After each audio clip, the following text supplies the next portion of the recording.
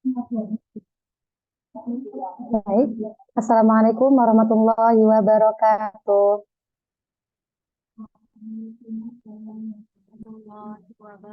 Waalaikumsalam warahmatullahi wabarakatuh.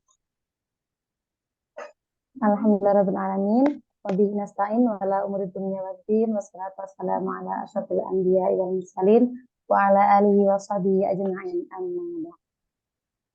Yang terhormat kepada Ibu Novika Amelia selaku pemateri, kemudian yang terhormat kepada Kepala Sekolah KBTK SD Islam Al-Mutakin, tak lupa pula yang terhormat kepada seluruh wali murid KBTK SD Islam Al-Mutakin.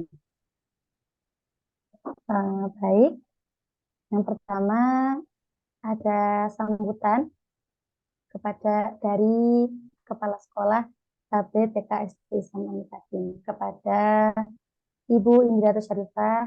Kami silakan.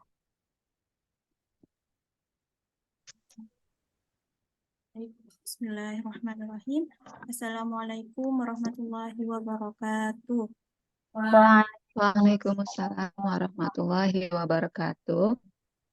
Alhamdulillahirrahmanirrahim. Puji syukur pada hadirat Allah Subhanahu wa Ta'ala atas limpahan rahmatnya pada pagi hari ini.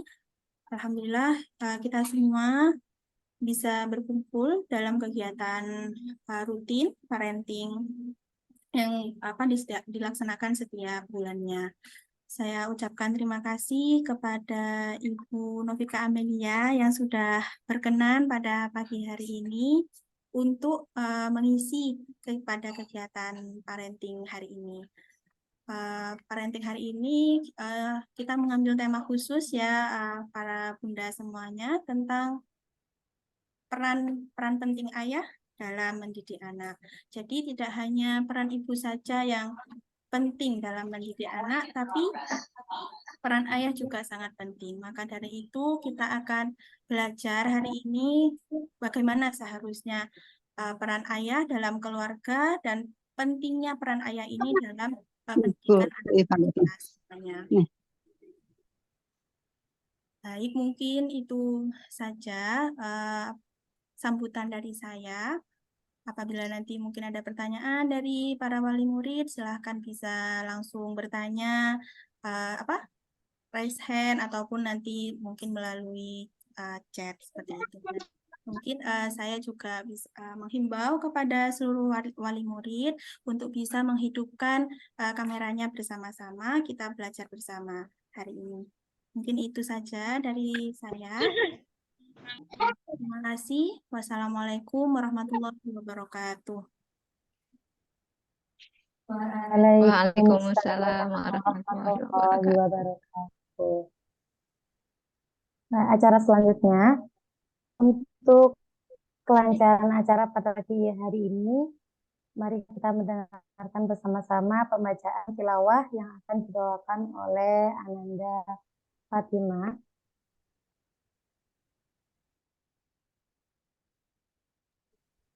Mohon maaf, sebelum itu kita saksikan cuplikan video bersama-sama.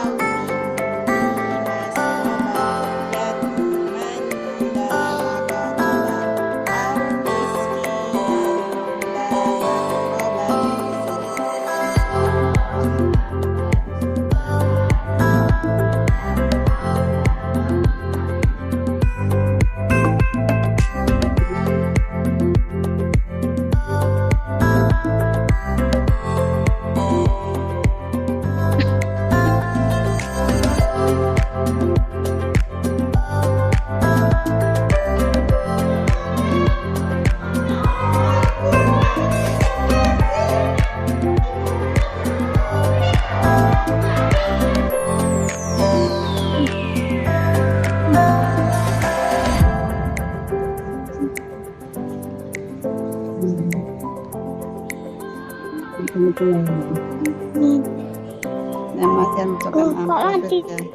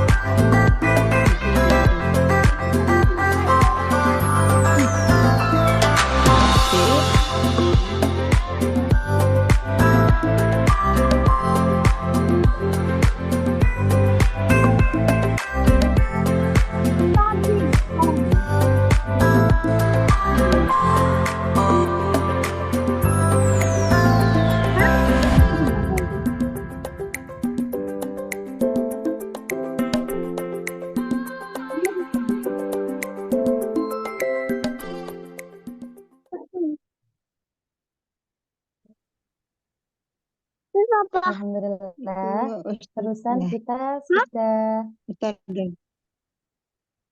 Selesai.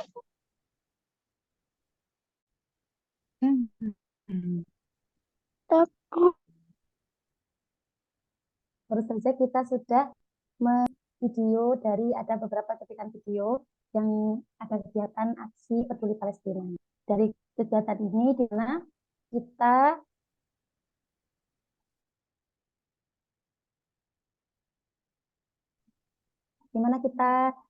dari kegiatan ini kita belajar untuk mensyukuri di sini kita baik-baik saja dan memberikan bantuan sedikit dari teman-teman semuanya seperti itu. Kemudian ada juga tadi beberapa kegiatan seperti kelas orang tua, ekstrakurikuler, dan lain sebagainya.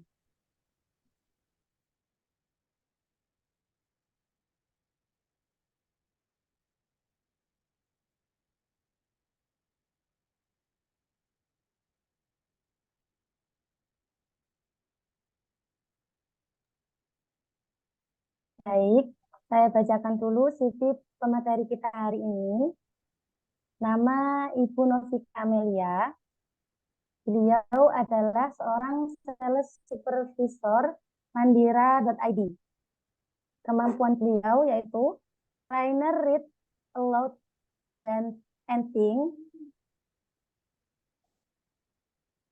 Kemudian beliau juga parenting dan marriage enthusiast. Beliau juga coach business direct selling dan trainer digital marketing. Beberapa award yang sudah beliau capai yaitu salah satunya ada peraih anugerah guru inspiratif Kementerian Agama 2022, peraih award Best Sales Supervisor 2021. Beliau menempuh pendidikan di Sarjana Pendidikan Bahasa Inggris Universitas Pancasakti Tegal dan juga diploma Montessori Student.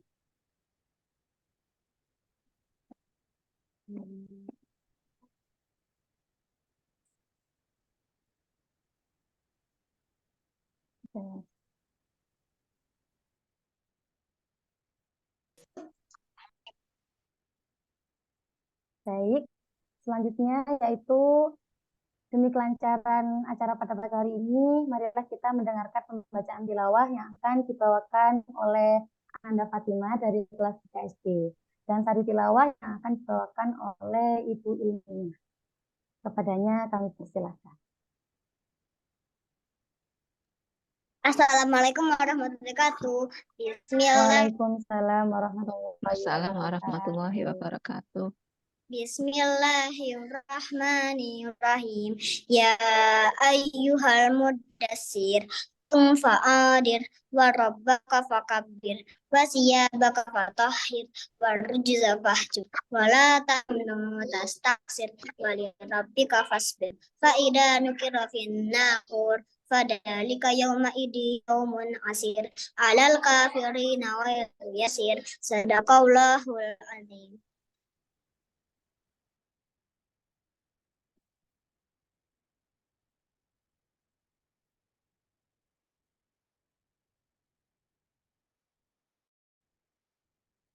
Baik, selanjutnya sari tilawah yang akan dibawakan oleh Bu Ilmi.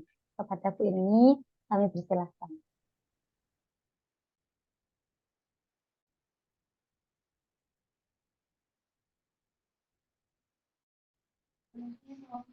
Dengan menyebut nama Allah yang Maha Pengasih lagi Maha Penyayang, bangunlah, lalu berilah peringatan, dan agungkanlah Tuhanmu, dan bersihkanlah pakaianmu, dan tinggalkan segala perbuatan yang keji.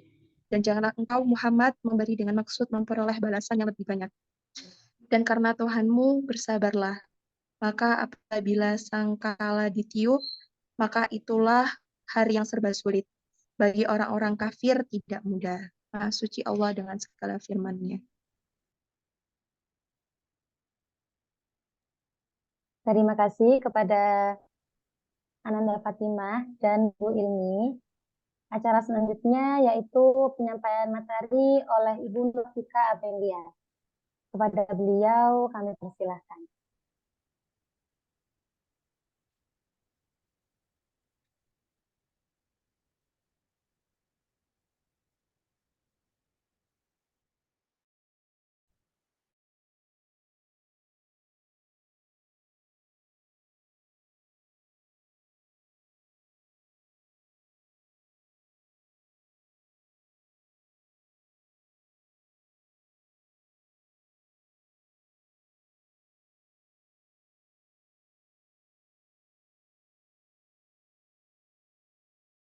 Wassalatu wassalamu ala asrofil anbiya'i wal mursalin wa ala alihi wa sahbihi ajma'in.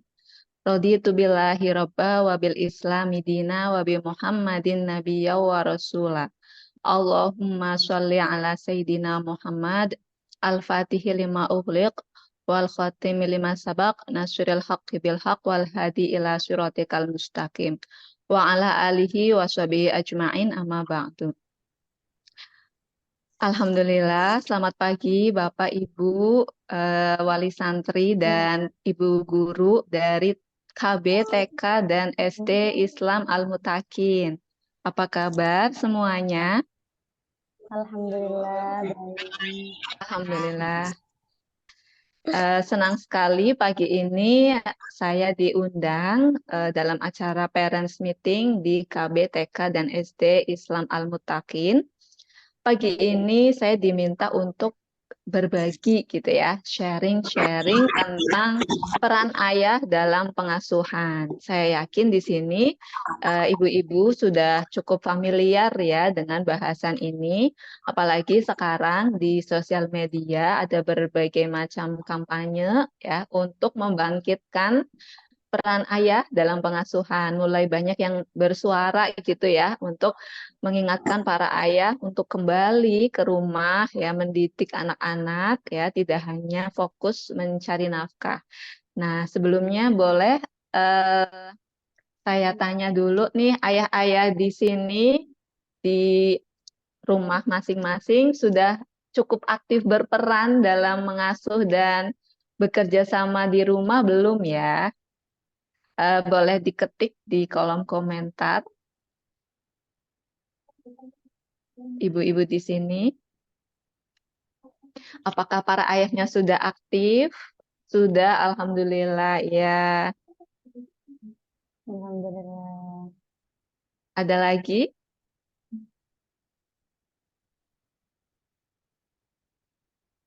Ya, nanti boleh menyusul ya bagi yang masih mau ikut berkomentar atau ikut memberikan pengalaman gitu. Benar sekali bahwa ternyata ayah ya dalam pengasuhan itu sangat penting perannya, tidak hanya ibu saja yang mengasuh anak, tapi perlu kerjasama antara ayah dan ibu dalam pengasuhan. Nah, seberapa penting sih peran ayah dalam pengasuhan nanti kita bahas bersama ya. Mudah-mudahan waktunya cukup Mudah-mudahan nanti apa yang saya sampaikan itu bisa bermanfaat. Ini juga sifatnya sharing ya, Ibu-ibu, tentang peran ayah dalam pengasuhan. Mungkin di beberapa keluarga, ayah-ayahnya itu masih ada nih yang belum terlibat aktif gitu ya. Nggak apa-apa, nanti kita belajar bersama bagaimana kita bisa kompak antara ibu dan ayah dalam mengasuh anak.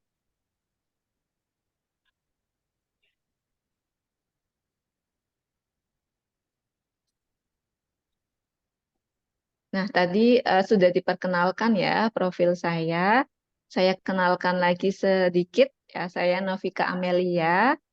Ibu-ibu bisa bersilaturahmi atau bersilaturahim dengan saya lewat WhatsApp atau Instagram. Kalau di Instagram itu bisa ketik @Novika Amelia ya. Nanti di situ biasanya saya sering membagikan insight-insight parenting atau tentang pengasuhan atau tentang literasi usia dini sesuai spesifikasi saya gitu ya. Kita bisa berbagi atau belajar bersama di situ. Atau boleh juga WhatsApp atau chat saya kalau ada sesuatu yang mau didiskusikan. Nomornya sudah tertera ya di 0857 4111 1505. Nah, sekarang kita masuk ke tugas utama ayah dalam pengasuhan. Ya, sebenarnya ini tugas orang tua ya, tapi karena ayah adalah pemimpin keluarga, maka tugas ini lebih besar lagi ditujukannya untuk para ayah. Ini adalah surat At-Tahrim ya, ayat 6. Di sini kita belajar tentang apa sih tugas utama orang tua ya? Apakah kita hanya mengalir saja gitu ya? Hamil, melahirkan, menyusui, dan membesarkan anak, apakah hanya sekedar membesarkan fisik anak atau sekedar mendidik anak menjadi orang yang mandiri atau menjadi orang yang berguna di dunia ya. Ternyata Allah sudah menjelaskan di Al-Qur'an apa fungsi utama orang tua dalam mendidik anak-anaknya. Saya izin untuk membaca ini ya. A'udzubillahi minasyaitonirrajim. Bismillahirrahmanirrahim. Ya ayyuhalladzina amanu qu anfusakum wa ahlikum naro waquduhan nas wal hijaratu 'alaiha malaikatun ghiladun syidadul la ya'sunallaha ma amarahum wa yaf'aluna ma yu'marun. Sadaqallahul azim. Ayat ini artinya, wahai orang-orang yang beriman, peliharalah dirimu dan keluargamu dari api neraka, yang bahan bakarnya adalah manusia dan batu.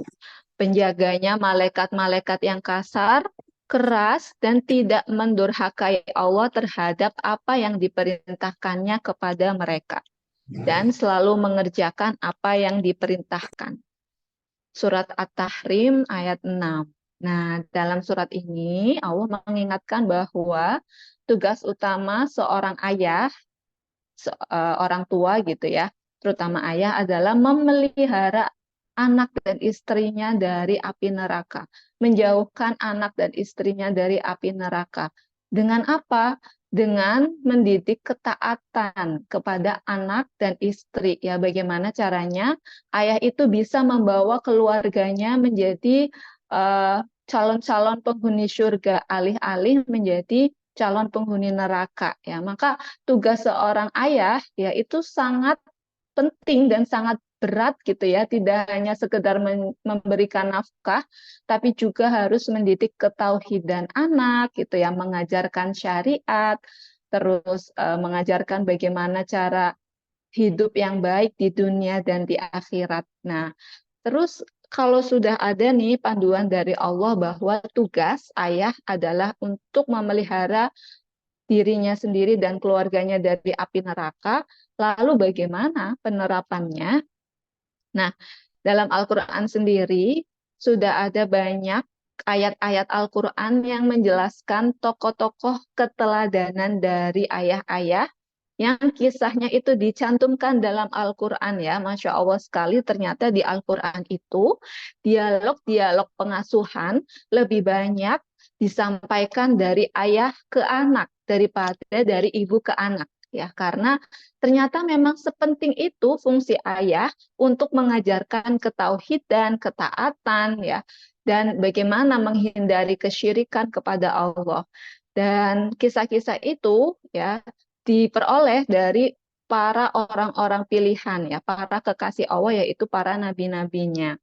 Ada Nabi Nuh alaihi salam, ada Nabi Ibrahim alaihi salam, ada Nabi Yakub alaihi salam, ada Nabi Zakaria alaihi salam, dan yang sangat familiar sekali bercerita tentang ayah adalah Luqmanul Hakim.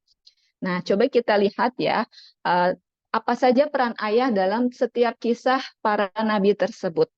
Dalam kisah Nabi Nuh alaihi salam, kita tahu ya bahwa umat Nabi Nuh itu tidak taat sehingga Allah Subhanahu wa taala memberikan azab berupa banjir yang tidak pernah dialami manusia saat ini ya. Banjir yang begitu dahsyat ya, sampai-sampai berlindung di gunung saja tetap tidak bisa melindungi diri, karena pada hari itu hanya atas pertolongan Allah lah seseorang itu bisa selamat. Nah, di sini ada percakapan Nabi Nuh dengan anaknya. Ya, Masya Allah sekali.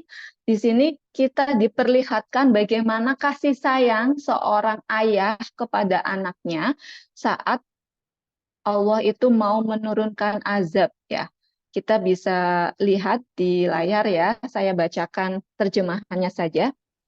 Dan bahtera itu berlayar membawa mereka dalam gelombang laksana gunung. Dan Nuh memanggil anaknya, sedang anak itu berada di tempat yang jauh terpencil. Hai anakku, naiklah ke kapal bersama kami, dan janganlah kamu berada bersama orang-orang kafir. Nah, di sini Nabi Nuh itu berusaha untuk menyadarkan anaknya bahwa di hari itu tidak ada yang bisa menyelamatkan dia kecuali Allah. Dan cara untuk bisa selamat dari banjir bandang itu adalah dengan naik ke kapal bersama Nabi Nuh dan orang-orang Muslim yang percaya kepada Allah Subhanahu wa taala. Jadi di sini Nabi Nabi Nuh alaihi salam memanggil anaknya dengan panggilan sayang. Ya bunayya, ya. Wahai anak kesayanganku, naiklah ke kapal ya. Saat itu hujan deras sekali gitu ya. Air sudah mulai meninggi. Kan'an anaknya naik ke atas gunung, dipanggil oleh ayahnya untuk naik ke kapal, tapi si anak menolak. Sayang sekali saat itu anak menolak. Lalu Kan'an itu lebih memilih berlindung di gunung. Padahal saat itu tidak ada yang bisa menyelamatkan kecuali Allah. Atas dasar kasih sayang Nabi Nuh ya, Nabi Nuh mengajak anaknya bersama-sama ke kapal dan mengingatkan untuk tidak berada bersama orang-orang kafir ya.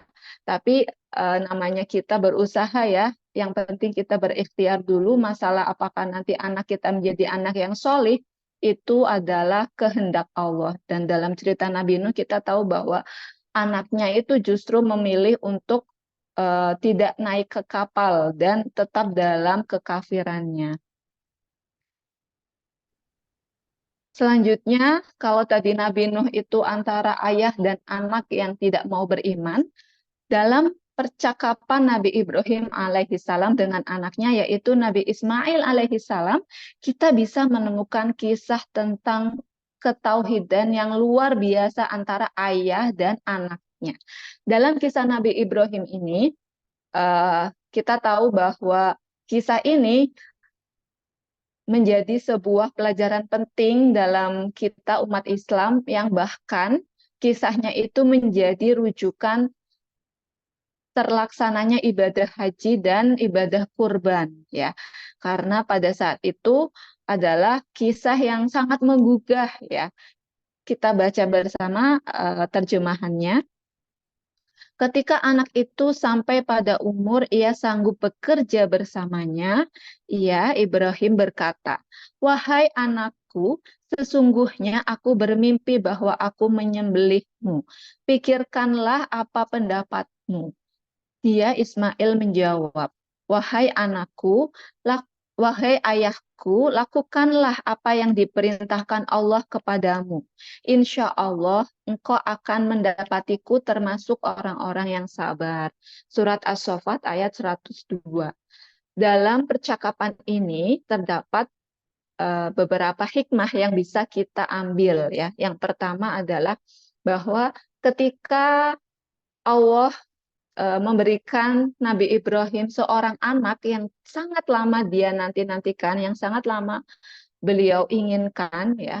Kemudian Allah uji Nabi Ibrahim alaihissalam. Allah menguji kecintaan Nabi Ibrahim alaihissalam kepada anaknya dengan kecintaan Nabi Ibrahim alaihissalam dengan Allah ya. Jadi seberapa dalam cinta Nabi Ibrahim alaihissalam kepada anaknya tidak boleh melebihi kecintaan Nabi Ibrahim alaihissalam kepada Allah Subhanahu wa taala. Makanya Allah memberikan ujian untuk menyembelih anaknya. Nah, setelah diberikan tugas untuk menyembelih anaknya, Nabi Ibrahim itu tidak langsung melaksanakan tugas tersebut, melainkan Nabi Ibrahim berdiskusi ya, bermusyawarah kepada Nabi Ismail alaihissalam terlebih dahulu. Nah, di sini kita bisa melihat ya Nabi Ibrahim berkata, pikirkanlah apa pendapatmu. Nah, ini sebuah ilmu parenting yang sangat agung ya. Ternyata kita itu harus respect kepada anak.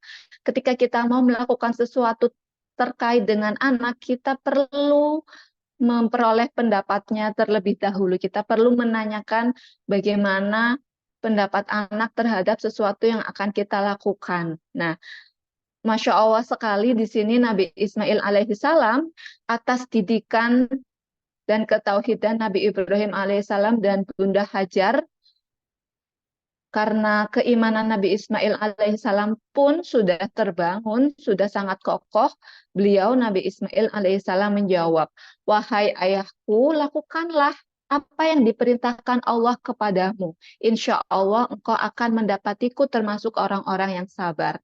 Nah, di sini sangat indah sekali ketika ayah dan anak sudah sama-sama bertakwa kepada Allah, maka apapun perintah Allah akan dilaksanakan dengan baik.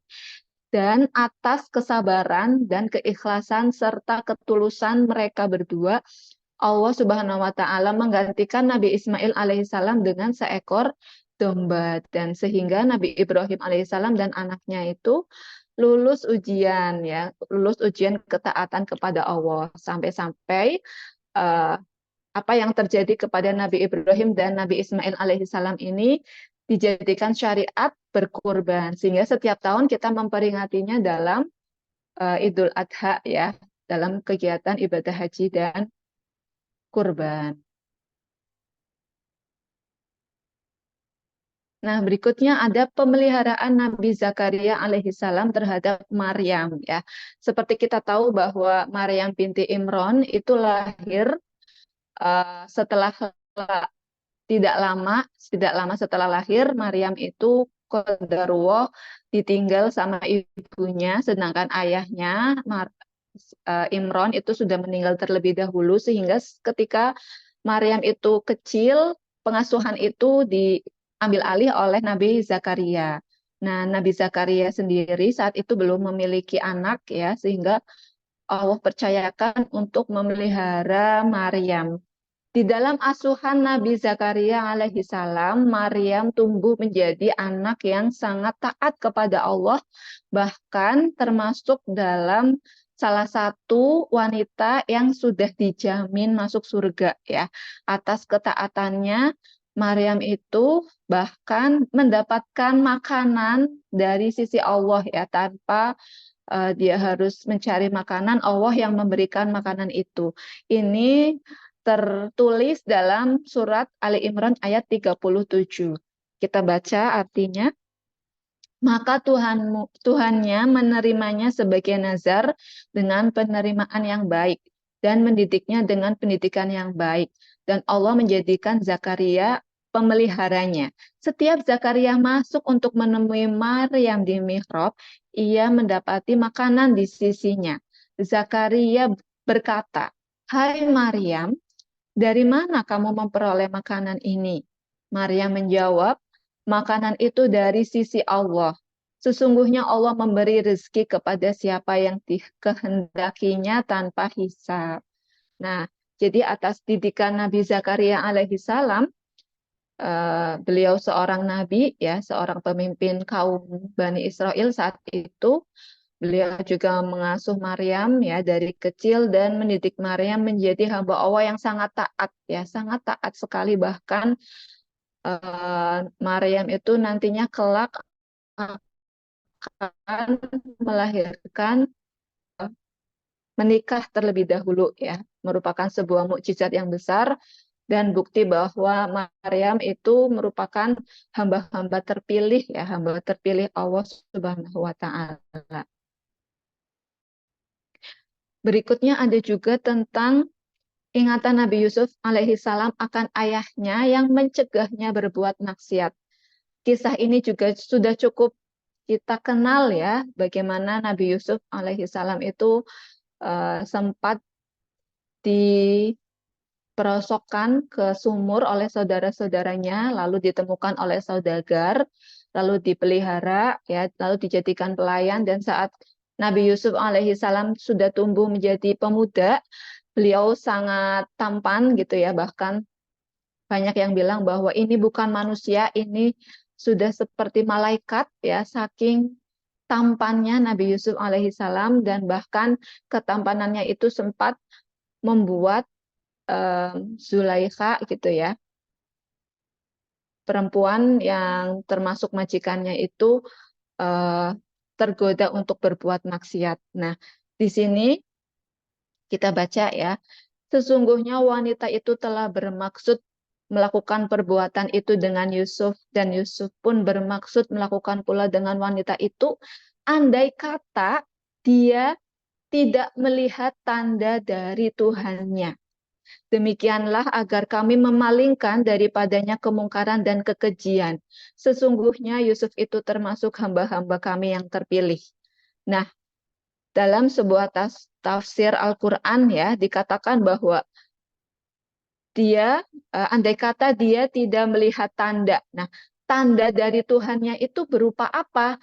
Ternyata yang dimaksud tanda dari Tuhannya adalah Nabi Yusuf alaihi salam melihat sekelebat bayangan ayahnya, yaitu Nabi Yakub alaihi salam, ya. Di sini Nabi Yusuf ingat ayahnya, ingat nasihat-nasihat ayahnya, ingat ajaran-ajaran ayahnya, sehingga hal itulah yang mencegah Nabi Yusuf alaihi salam berbuat maksiat. Ini menjadi pelajaran bagi kita untuk mampu mendidik anak sesuai dengan syariatnya, dengan baik, dengan melakukan bonding gitu ya, berusaha untuk dekat dengan anak, sehingga bagaimana caranya saat anak jauh dari kita, saat anak tidak dalam jangkauan kita, anak tetap akan menjaga ketaatannya, akan tetap menjaga keimanannya, karena ingat dengan nasihat-nasihat yang kita berikan. Dan nasihat yang sangat kuat itu adalah peran ayah, ya. Ayah itu mampu menancapkan nasihat-nasihat yang kuat kepada anaknya. Dalam hal ini kita bisa melihat contohnya pada Nabi Yusuf alaihi salam, ya. Karena beliau itu sangat dekat dengan ayahnya sebelum kejadian dia dimasukkan ke dalam sumur, ya. Sehingga suatu saat dia tergoda, ya, dia hampir tergoda oleh seorang wanita. Allah mengingatkan Nabi Yusuf alaihi salam dengan perantara mengingat ayahnya, ya. Di sini terlihat bahwa ternyata peran ayah itu sangat besar sekali terhadap keimanan anaknya. Nah, selanjutnya kita juga tahu tentang Luqmanul Hakim, ya. Ini sudah menjadi trademark gitu ya, sudah menjadi salah satu hal yang disampaikan terus-menerus ketika kita membahas tentang peran ayah. Karena di sini Luqmanul Hakim, ya, bahkan beliau atas dasar nasihat ayah kepada anak ya, saking dahsyatnya nasihat ayah kepada anak sampai-sampai Allah menjadikan Luqmanul Hakim ya menjadi sebuah nama surat ya, surat Luqman. Kita baca suratnya ya artinya. Dan ingatlah ketika Luqman berkata kepada anaknya di waktu ia memberi pelajaran kepadanya, "Hai anakku, janganlah kamu mempersekutukan Allah. Sesungguhnya mempersekutukan Allah adalah benar-benar kezaliman yang besar." Quran Surat Luqman ayat 13. Lalu pada ayat 16, Luqman juga berkata memberi nasihat kepada anaknya, "Hai anakku, sesungguhnya jika ada sesuatu perbuatan seberat biji sawi dan berada dalam batu atau di langit atau di dalam bumi, niscaya Allah akan mendatangkan balasannya. Sesungguhnya Allah Maha Halus, lagi Maha Mengetahui." Nah, kalau kita lihat tafsirnya ya, ketika Luqman itu menasihati anaknya untuk tidak mempersekutukan Allah, itu adalah saat anaknya hampir terjerumus dalam kemusyrikan. Dan atas kekuatan nasihat seorang ayah, ya, setelah dinasihati oleh ayahnya, alhamdulillah anaknya itu terhindar dari mempersekutukan Allah. Lalu Luqmanul Hakim juga menasihati anaknya, "Hai anakku, dirikanlah sholat dan suruhlah manusia mengerjakan yang baik dan cegahlah mereka dari perbuatan yang mungkar. Dan bersabarlah terhadap apa yang menimpa kamu. Sesungguhnya yang demikian itu termasuk hal-hal yang diwajibkan oleh Allah Subhanahu wa Ta'ala. Dan janganlah kamu memalingkan mukamu dari manusia karena sombong. Dan janganlah kamu berjalan di muka bumi dengan angkuh. Sesungguhnya Allah tidak menyukai orang-orang yang sombong, lagi membanggakan diri. Dan sederhanalah kamu dalam berjalan, dan lunakkanlah suaramu. Sesungguhnya seburuk-buruknya suara ialah suara keledai.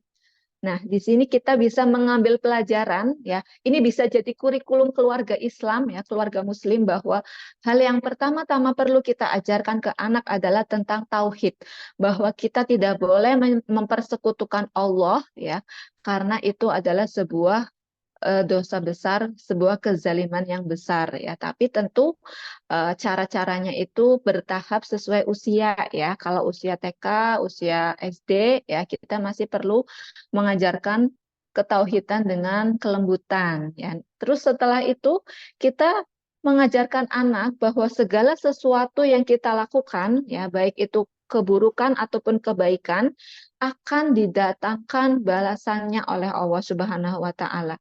Ini berarti kita perlu mengajarkan adab kepada anak-anak kita gitu ya. Tadi saya lihat di sekolah Islam Al-Mutakin, Masya Allah ya, sudah banyak sekali kegiatan yang diajarkan ya. Dari ada doa-doa gitu ya, ada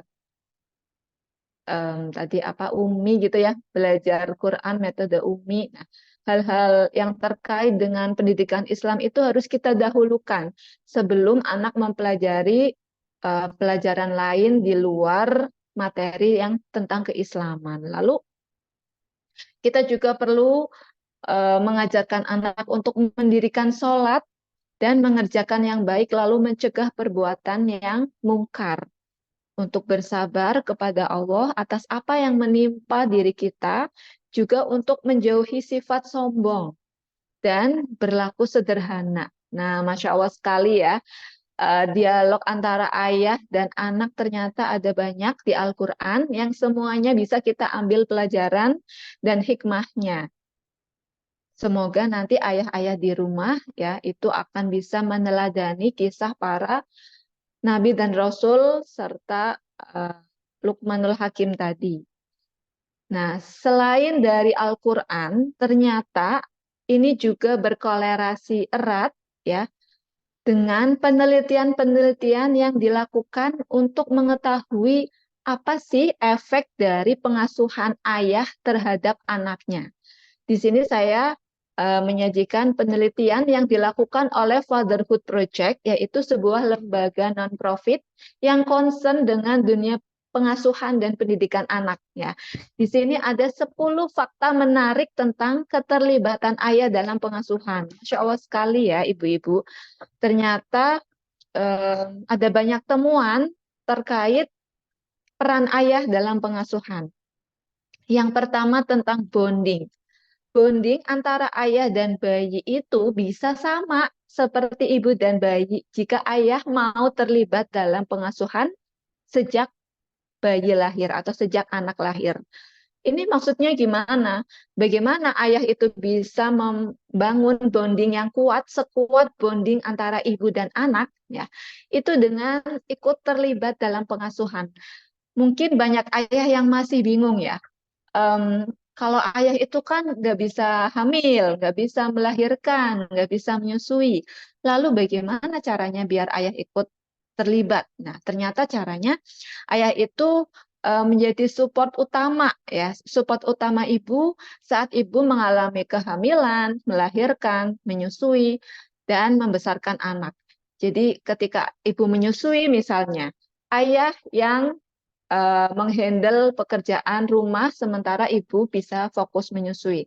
Atau ayah yang menyediakan makanan-makanan bergizi untuk ibu sehingga nanti nutrisi yang ibu makan itu akan tersalurkan kepada bayi melalui ASI yang diberikan. Nah, atau saat ibu sedang hamil gitu ya, ayah itu ikut merawat ibu ya. Seperti misalnya ikut mengajak ibu cek cek kehamilan atau ikut mengajak ibu senam hamil gitu ya. Apapun itu bisa dilakukan oleh ayah ya. Pokoknya gimana caranya ayah itu bisa selalu terlibat, bisa membantu apa-apa yang ibu butuhkan ya, menyediakan kebutuhan ibu dan anak. Lalu ternyata ada perkembangan positif tentang keterlibatan ayah ya. Ketika ayah itu ikut terlibat dalam pengasuhan, di penelitian ini menunjukkan bahwa berat badan bayi itu bisa meningkat dengan stabil dan bisa memperlancar proses menyusui. Kok bisa ya? Bisa karena ibu setelah melahirkan itu mengalami banyak perubahan besar ya. Dari yang tadinya hamil, melahirkan, lalu menyusui, ya ada banyak adaptasi di dalam tubuh ibu sehingga ibu itu seringkali merasa tidak leluasa melakukan berbagai hal. Nah, disinilah peran ayah ya. Ketika ayah support ibu gitu ya, maka ini bisa memperlancar proses menyusui. Lalu fakta berikutnya yaitu keterlibatan ayah ternyata mempengaruhi kecerdasan kognitif, emosional, sosial, dan perilaku yang positif ya. Jadi ayo kita ajak ya ayah-ayah untuk terlibat karena ternyata sangat mempengaruhi kecerdasan anak. Tidak hanya kecerdasan kognitif atau akademik anak, tapi juga emosional ya. Bagaimana anak bisa meregulasi emosinya, bagaimana anak itu bisa terhindar dari tantrum berlebihan, ya itu ada peran ayah di dalamnya. Bagaimana anak itu bisa bersosialisasi dengan baik, ya itu juga sangat berkorelasi erat dengan keterlibatan ayah.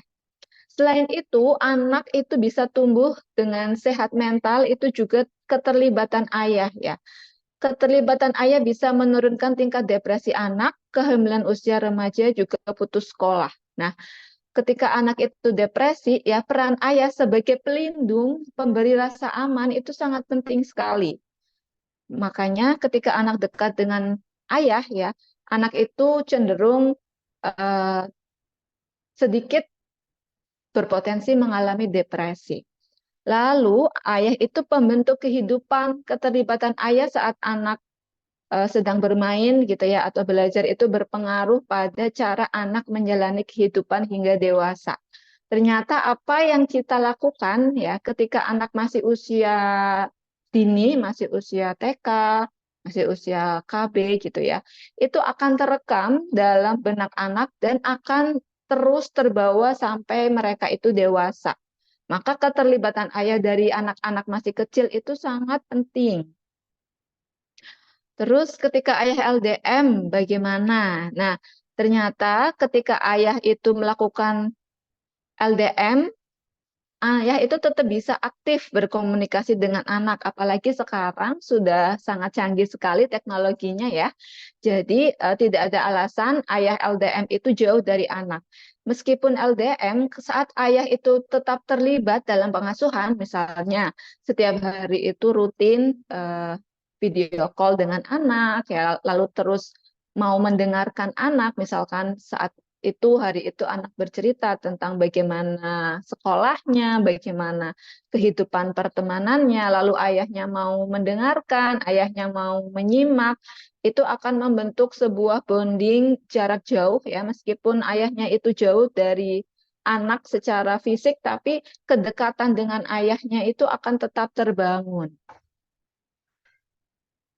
Selanjutnya ada ayah sebagai pembentuk karakter ya. Ternyata keterlibatan ayah itu mampu mempengaruhi kemampuan sosial, kepercayaan dirian dan self control anak ya. Anak yang dekat dengan ayahnya itu cenderung memiliki kepercayaan diri yang tinggi dan memiliki pengendalian diri yang kuat. Ayah ya yang terlibat dalam pendidikan itu juga berpeluang memberikan anak mendapatkan nilai A dan tidak mengalami remedi ya, sampai detail seperti ini ya. Ternyata peran ayah itu sangat penting sekali dalam kehidupan anak. Lalu kemudian ketika anak itu besar gitu ya, ketika anak itu besar dan anaknya laki-laki, keterlibatan ayah itu mengurangi masalah perilaku dan menurunkan potensi masalah pada keluarga berpenghasilan rendah. Jadi ayah-ayah yang dekat dengan anak laki-lakinya itu cenderung mampu menurunkan tingkat kenakalan remaja pada anak laki-laki. Sementara untuk anak perempuan, ya anak perempuan yang dekat dengan ayah itu berpeluang lebih rendah mengalami depresi dan masalah psikologis. Ya, Masya Allah sekali ya ternyata. Nah, temuan-temuan ini tentu memberikan kita semangat ya dan motivasi agar para ayah itu mau terlibat dalam pendidikan anak. Selanjutnya, ini ada peran ayah sesuai fitrah ya. Ini dalam fitrah based education dijelaskan bahwa peran ayah itu sebagai a man of vision and mission ya. Jadi di sini ayah itu fungsinya yang mencetuskan visi misi keluarga ya. Sebagai keluarga muslim tujuan kita itu gimana caranya sekeluarga bisa masuk surga ya. Nah, nanti visi dan misinya ayah yang tentukan. Misalkan ayahnya ayahnya pengen keluarganya itu masuk surga lewat jalur orang-orang yang suka berpuasa misalnya ya. Nanti ayah nih yang merumuskan bagaimana caranya mendidik anak-anaknya dan istrinya menjadi ahli puasa. Atau pengen keluarganya itu masuk surga lewat jalur orang-orang yang suka bersedekah. Nah, nanti ayahnya yang mendidik anak dan istri untuk suka bersedekah. Atau mau lewat jalur orang-orang yang suka sholat. Atau mau lewat jalur penghafal Al-Quran. Nah, ini ayah yang tentukan, ayah yang membuat misi dan visi keluarga itu jelas. Nah, nanti baru ibu ya, ibu itu sebagai pelaksananya, ibu sebagai gurunya ya. Kalau ayah itu sebagai kepala sekolah, maka ibu sebagai gurunya, ibu yang melakukan, menerapkan apa-apa yang harus dilakukan agar bisa mencapai visi misi yang sudah dirumuskan oleh ayah ya. Jadi Masya Allah sekali, ternyata peran ayah sangat penting ya. Peran ayah di sini, kalau misalkan ayah tidak punya visi misi yang jelas, maka keluarganya juga akan mengalami hilang arah gitu ya, tidak tahu harus apa, mau dibawa kemana keluarganya. Makanya peran ayah pembentuk visi dan misi itu sangat penting. Lalu ayah itu adalah thinking system builder atau pembangun sistem berpikir dan bernalar anak-anak ya. Kalau pengen anaknya cerdas ya, ayahnya yang mengajarkan, ayahnya yang membangun bagaimana cara berpikir yang kritis ya, bagaimana cara berpikir yang logis, bagaimana cara berpikir mendalam, yang rasional ya, itu ayah. Sementara ibu itu mengajarkan cara berpikir yang bijak ya. Jadi kecerdasan, cara berpikir kritis itu diturunkan dari ayah, sementara kebijakan gitu ya, itu dari ibu. Makanya penting antara ayah dan ibu itu berkolaborasi. Lalu ayah itu juga seorang profesional builder atau ayah itu yang memberikan anak gambaran bagaimana cara berkarir ya atau berbisnis di dunia profesional ya. Bagaimana misalkan ayahnya itu seorang pekerja gitu ya, bagaimana menjadi pekerja yang disiplin, bagaimana menjadi pekerja yang baik, yang mampu bekerja secara efektif ya. Dan kalau misalkan sebagai seorang pebisnis, ya bagaimana cara mengembangkan bisnis, bagaimana cara membangun relasi, itu ayah yang mengajarkan. Keprofesionalan itu tugas ayah, ya. Nanti ibu yang bagian pemelihara, gitu ya. Ketika sudah menemukan sebuah bisnis atau menemukan sebuah pekerjaan yang disukai atau yang dipilih yang sesuai dengan passion, gitu ya. Nanti ibu yang mengajari bagaimana memeliharanya. Lalu ayah itu juga great narator dan komunikator ya. Jadi ayah yang mengajarkan anak tentang narasi peradaban, tentang bagaimana sih kita itu dalam sebuah masyarakat harus tumbuh, bagaimana kita harus membangun peradaban Islam, membangun peradaban yang baik gitu ya, membangun peradaban yang besar, yang setiap individunya punya peran yang signifikan, yang masing-masing punya passion, yang masing-masing punya visi misi yang sudah Allah berikan ya kepada kita. Lalu ayah itu juga masculinity supplier and education responsibility. Nah, di sini nih penting sekali ayah itu hadir dalam pengasuhan karena ayah itu penyuplai 75% maskulinitas atau kelaki-lakian ya. Jadi ayah yang hadir dalam pengasuhan itu akan lebih cenderung menurunkan angka LGBT gitu ya. Ketika anak sudah punya peran, sudah punya figur peran ayah ya, bagaimana menjadi ayah yang baik, bagaimana seorang laki-laki itu seharusnya bertumbuh. Nah, disitulah ayah bisa mencegah anaknya untuk menjadi seorang transgender misalnya. Di sini ayah mensuplai 75% kemaskulinitasan gitu ya, sehingga anak laki-laki itu akan menjadi laki-laki yang utuh, laki-laki sejati, yang fungsinya agar laki-laki itu menjadi tangguh. Nah, sementara ketika ketika anak perempuan hadir bersama ayahnya, ya dekat bersama ayahnya, maka ayah mensuplai 25% maskulinitas untuk anak perempuannya yang membuat anak itu tidak rapuh gitu ya, tidak gampang digoda oleh laki-laki yang sembarangan gitu ya, tidak mudah rapuh oleh berbagai macam tantangan yang ada di dunia ini gitu. Maka penting ayah itu dekat dengan anak laki-laki maupun perempuan. Sementara ibu gitu ya, kita ibu, para ibu itu mensuplai feminitas ya, atau ketika kita memberikan feminitas 25% kepada anak laki-laki kita, maka anak laki-laki kita itu tidak hanya tangguh tapi juga mampu peka ya, peka dan mampu berempati terhadap orang lain. Nah, ini juga penting ya. Jadi dalam diri kita sebagai individu itu memerlukan 75% maskulinitas dan 25% feminitas untuk anak laki-laki, sementara anak perempuan membutuhkan 75% feminitas dan 25% maskulinitas agar menjadi individu yang seimbang. Nah, selain itu, ayah juga menjadi ekosistem dan ekosistem builder. Maksudnya apa? Nah, kalau ibu itu kan biasanya sudah terbiasa berbagi, mengorbankan sesuatu gitu ya ke orang lain. Hidupnya itu didedikasikan untuk orang lain, untuk keluarga. Sementara ayah itu mengajarkan bahwa kita juga seorang individu ya, kita juga seseorang yang perlu memperhatikan diri kita sendiri. Di sini untuk menyeimbangkan peran ibu sebagai seseorang yang selalu berbagi gitu ya, maka ayah di sini mengembangkan self awareness ya atau self care kepada anak ya. Kalau anak sudah memiliki ekosistem ya, dia akan seimbang, dia mampu respect kepada dirinya sendiri, mampu mengetahui ya dia sukanya apa, passionnya ada di mana, terus bagaimana cara berteman dengan batasan-batasan sesuai yang dia yakini, tapi juga dia paham bagaimana cara berkorban untuk orang lain. Jadi seimbang gitu ya. Lalu ayah itu sebagai healthy physical skill developer. Maksudnya apa?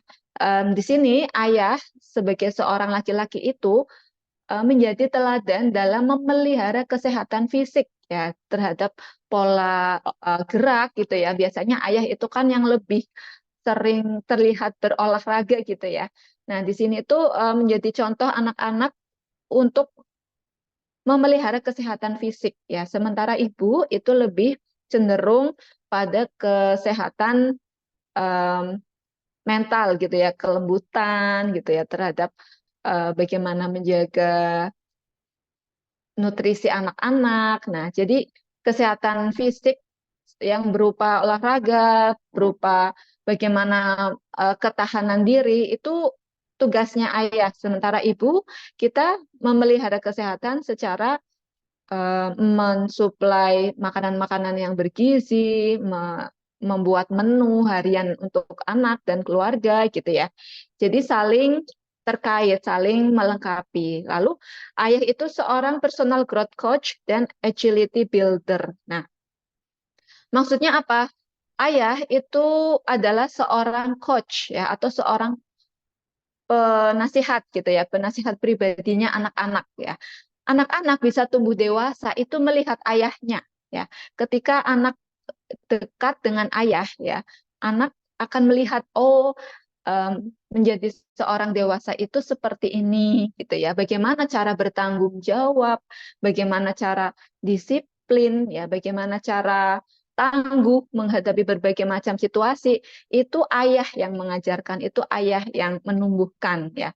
Sementara ibu itu lebih ke konseling. Jadi kalau ayah tadi kan bagian yang tangguh-tangguh gitu ya, mampu menghadapi dunia dengan segala macam kesulitannya, sementara ibu itu pembasuh luka ya. Ibu itu saat anak mengalami berbagai macam tekanan dari luar rumah gitu ya, dari dunia, maka ibu adalah tempat pulang ya. Tempat pulang apa-apa saja kesusahan yang dia rasakan, dia konsultasikan dengan ibunya. Dia akan menjadikan ibunya itu tempat berkeluh kesah ya. Jadi memang kita sebagai ibu itu sudah fitrahnya ya menjadi tempat berkeluh kesah anak gitu ya. Sementara ayah itu yang menguatkan anak ketika sedang rapuh gitu ya. Ayah yang menguatkan, ayah yang memberikan keteladanan bagaimana bersikap selayaknya orang dewasa.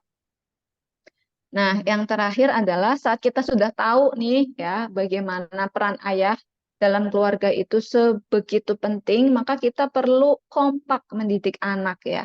Kita harus mengenali analisa SWOT keluarga yaitu strength, weaknesses ya, terus opportunity dan threat. Maksudnya kita harus tahu keunggulan keluarga kita itu apa, lalu bagaimana memaksimalkannya. Kelemahan keluarga kita itu apa, lalu bagaimana mengatasinya, terus kesempatan apa yang bisa kita ambil untuk memaksimalkan keluarga kita, lalu ancaman-ancaman apa yang sekiranya bisa mengancam keluarga kita, lalu rumuskan bagaimana untuk menghadapinya. Terus kita juga perlu menyamakan visi dan misi dalam mendidik anak ya. Ini berproses. Kalau misalkan sekarang kita belum satu suara dengan suami gitu ya, nggak apa-apa, kita bisa terus berproses bersama ya menyamakan visi misi mendidik anak. Lalu kita juga perlu berinvestasi pada komunikasi asertif pada pasangan ya, Ibu-ibu.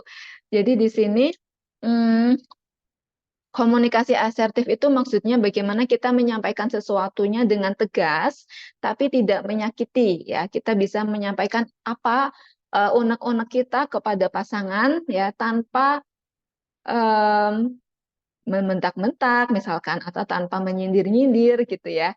Jadi lebih ke to the point, mengutarakan apa keinginan kita, apa pendapat kita, lalu disampaikan dengan baik. Nah, ini beberapa analisa ya yang sering terjadi mengapa suami itu belum mau terlibat. Misalkan ada di antara kita yang suaminya belum ikut terlibat, itu kita jangan langsung buru-buru ngejudge ya, jangan buru-buru menyalahkan bahwa suami saya tidak mau ikut terlibat, tapi kita perlu menganalisa dulu nih, kira-kira apa ya alasan dari suami tidak mau terlibat.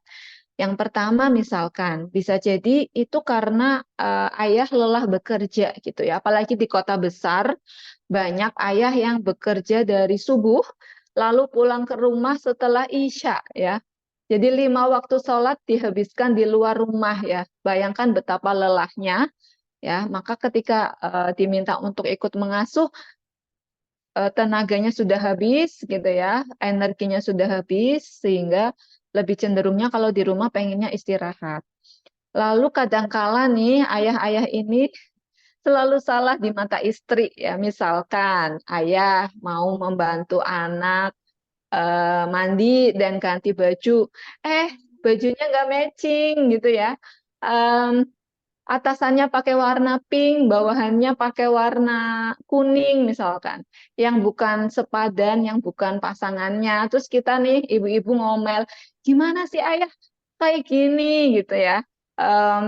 Salah ini cara pakaiin baju ke anaknya salah. Atau misalkan ayah ingin ikut membantu nyemurin baju misalnya. Cara nyemurinnya itu asal tempel-tempel aja, nggak seperti kita ibu-ibu gitu ya. Nah, itu sehingga karena sering salah gitu ya, sering salah, jadinya ayah jadi tidak mau terlibat. Lalu kadangkala ayah memang merasa tidak mampu, terus tidak punya role model ayah yang terlibat dalam pengasuhan ya waktu ayah itu kecil, mungkin tidak punya contoh gitu ya. Terus tumbuh di lingkungan patriarki atau belum teredukasi dan fitrah keayahannya belum bangkit. Nah, yang ini slide terakhir, ini tips agar ayah itu mau ikut mendidik anak ya. Yang pertama bagaimana caranya kita bisa membangun komunikasi yang efektif dengan pasangan ya. Gimana caranya setiap hari itu kita bisa ngobrol, entah itu saat minum teh bareng atau sarapan bareng gitu ya, atau saat sebelum tidur gitu ya. Lalu sebisa mungkin kita menahan diri untuk banyak mengkritik ya, melainkan tahan diri saat ayah melakukan kesalahan, kita lihat dulu, kita beri ayah kesempatan untuk melakukan salah gitu ya, beri anak kesempatan untuk bermain bersama ayah, ya, lalu berbagi tugas rumah tangga, berikan apresiasi kepada ayah, ya, lalu jadikan diri kita sendiri sebagai role model. Nah, sekian dari saya, semoga bisa bermanfaat. Saya serahkan ke pembawa acara. Baik, selanjutnya adalah sesi tanya jawab. Untuk ayah bunda, jika ada yang ingin ditanyakan, dapat melalui chat atau angkat tangan. Kenapa?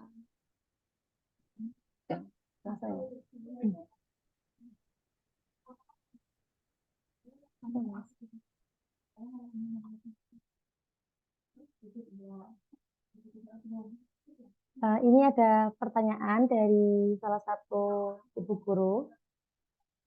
Pertanyaannya, bagaimana cara kita sebagai ibu memberitahu kepada suami tentang perannya dalam mendidik anak?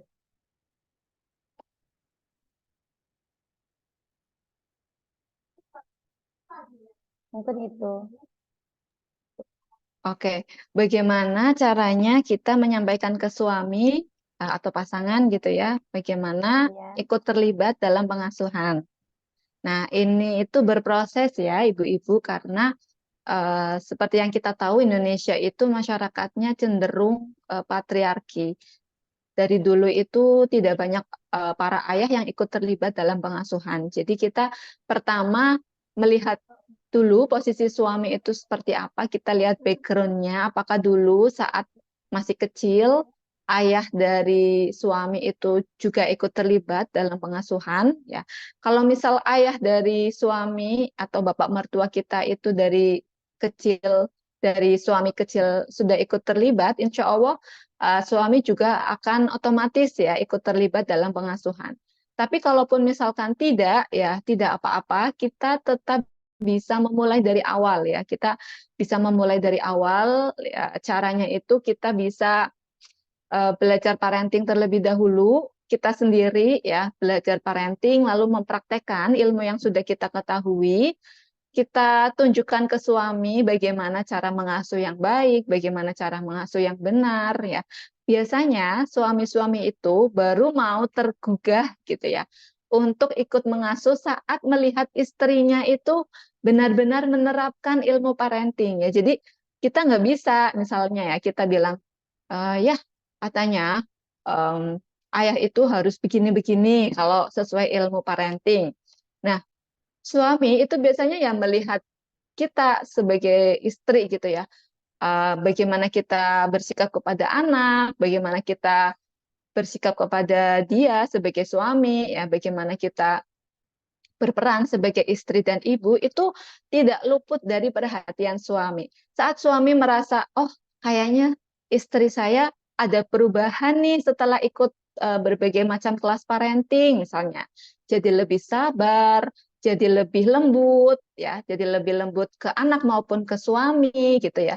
Lebih banyak senyum di rumah, terus lebih eh, positif auranya. Nah, itu biasanya nanti suami otomatis akan kepo gitu ya, akan penasaran dengan ilmu parenting sehingga akan ikut tertarik belajar bersama istri bagaimana menjadi orang tua yang baik gitu. Jadi yang pertama itu kita jadi role model dulu. Lalu di setiap kesempatan ya kita lihat kesempatan juga eh, mana-mana kesempatan yang baik untuk mengobrolkan berbagai macam hal tentang parenting karena salah situasi itu juga bisa jadi salah arti gitu ya. Misalkan suami baru pulang kerja lagi capek-capeknya, terus kita langsung ceramah gitu ya. Ayah, ternyata menjadi ayah itu begini gitu. Atau kita langsung curhat tentang masalah anak gitu ya. Sebenarnya mungkin suami itu mau peduli, cuman posisinya dia saat itu baru pulang kerja, masih capek, masih pusing dengan kerjaan gitu ya. Sudah dilaporin seperti itu. Maka kita juga perlu nih melihat mana situasi-situasi yang sekiranya kondusif untuk menyampaikan hal-hal terkait pengasuhan dengan ayah. Gitu.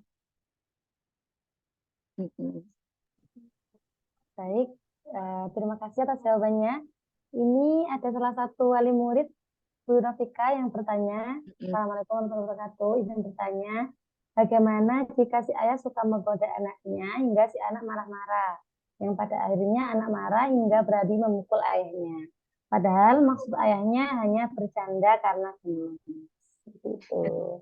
Ya, waalaikumsalam warahmatullahi wabarakatuh. Terima kasih pertanyaannya, Bu Anin.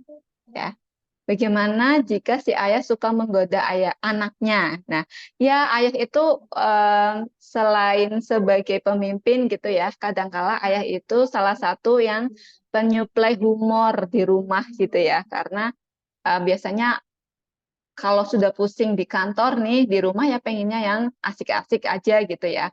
Lalu nggak jarang nih para ayah suka iseng, suka ngisengin anak gitu ya. Bisa menggoda anaknya sampai marah, misalnya dengan hal-hal yang tidak disukai anak gitu ya. Kita bisa intervensi dengan menjadi pembasuh luka ya. Saat anak marah terus memukul ayah ya, kita nggak perlu banyak ngomel ke ayah maupun ke anak, tapi kita bisa langsung tanggap, kita ambil anak dari ayah gitu ya, biar Sementara itu jangan dekat ayah dulu, kita ambil anak, kita peluk, kita jelaskan ke anak bahwa tadi itu ayah bercanda, terus kita tanya ke anak bagaimana perasaannya diperlakukan seperti itu oleh ayah.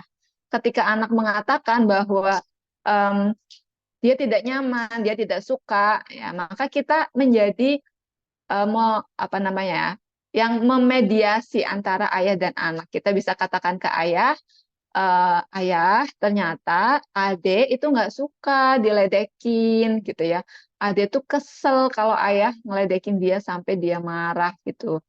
Terus jadinya mukul ayah deh, padahal itu kan nggak sopan misalnya. Jadi kita tidak perlu banyak ngomel gitu ya, kita langsung rangkul anaknya, jauhkan sebentar dari ayah, kita validasi emosi dari si anak, kita tanya bagaimana perasaannya, setelah anak mengutarakan, ya, kita sampaikan kembali ke ayah, ya, lalu mendiskusikan lain kali bercandanya itu hal lain yang tidak membuat anaknya marah, gitu. Semoga Baik, Masya bermanfaat, Allah. ya. Terima kasih Ibu Novika atas materi yang telah disampaikan. Ya, Alhamdulillah, ini sama-sama. kita telah sampai pada penghujung acara. Terima kasih banyak kepada Ibu Novika selaku pemateri dan ayah bunda yang telah mengikuti kegiatan parenting ini dari awal hingga akhir. Semoga ilmu yang kita dapatkan bisa bermanfaat dalam kehidupan kita sehari-hari. Saya mewakili Amin, guru amin. KBTK SD Islam Al-Mutakin sekaligus moderator menyampaikan permohonan maaf apabila ada salah kata dan perbuatan selama berlangsungnya. Baik, mari kita tutup acara ini dengan membaca doa kafaratul majelis. Subhanakallahumma wa bihamdika asyhadu an Asyhadu la an ilaha la illa anta astaghfiruka wa atubu ilaik. Terima kasih. Akhirul kalam. Wassalamualaikum warahmatullahi wabarakatuh. Waalaikumsalam. Warahmatullahi wabarakatuh. Ini namanya. Terima kasih. Terima kasih.